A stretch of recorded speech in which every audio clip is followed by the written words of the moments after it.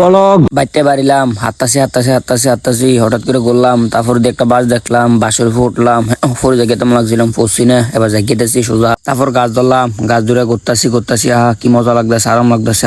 রাস্তা দিয়ে হাঁটতাছি, হঠাৎ দেখলাম একটা ইট হাতে লইলাম, এবার মারলাম এটা ইট যাই গেল সাগরে, হঠাৎ আঘাত খেলাম হৃৎপিণ্ডত, কিছু ভাল লাগে না, তাল গাছে বই রইলাম গালে হাত দিয়ে। একটা মাল লইলাম, মালটা হাতে ভাঙতে পারতাছি না, অনেক চেষ্টা করতেছি, আবার মুখের ভিতরে ভরে দিলাম, দাঁত দিয়ে পারতাছি না, এবার দাঁত ভাঙে লাইলাম।